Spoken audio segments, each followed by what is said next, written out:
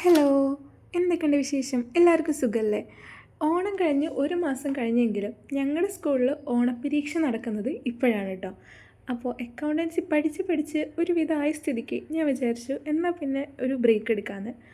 ഈ stress relieve ചെയ്യാനായിട്ട് ഏറ്റവും നല്ലൊരു കാര്യമാണ് ജേർണലിങ് ചെയ്യാമെന്ന്.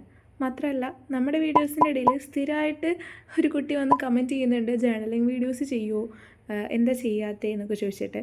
ഇതിൻ്റെ ഒരു മെയിൻ റീസൺ എന്ന് പറയുന്നത് മടി, പിന്നെ ഇതിനാവശ്യമായിട്ടുള്ള പ്രൊഡക്ട്സ് എൻ്റെ കയ്യിലില്ല എന്നുള്ളതാണ്.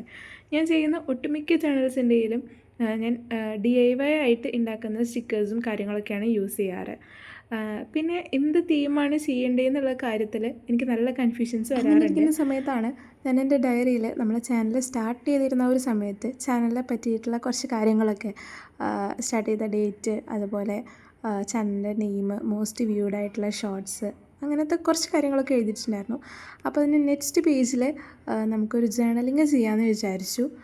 നമ്മുടെ ചാനലിൻ്റെ ആ ഒരു ലോഗോ ഞാൻ ജസ്റ്റ് ഒന്ന് പേപ്പറിൽ വരച്ചിട്ട് ഒട്ടിച്ചിട്ടുണ്ടായിരുന്നു.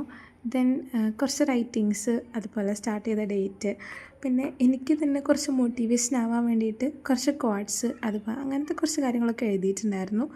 ആൻഡ് നമ്മുടെ ചാനൽ കംപ്ലീറ്റ് ആയി. അയ്യോ, നമ്മുടെ ഏറ്റവും ഇമ്പോർട്ടൻ്റ് ആയിട്ടുള്ള കാര്യം വരയ്ക്കാൻ മറന്നുപോയി. യെസ്, നമ്മുടെ യൂട്യൂബിൻ്റെ ലോഗോ. അപ്പോൾ എല്ലാം കഴിഞ്ഞിട്ട് നമ്മുടെ ജേർണലിൻ്റെ ഫുള്ളൊക്കെ വരുന്നത് ഇങ്ങനെയാണ്. അപ്പോൾ നമ്മുടെ ചാനൽ ഇഷ്ടപ്പെടാന്നുണ്ടെങ്കിൽ ലൈക്ക് ചെയ്യാൻ മറക്കണ്ട, കൂടെ ഒന്ന് സബ്സ്ക്രൈബിങ്ങോട് ചെയ്തേക്ക്.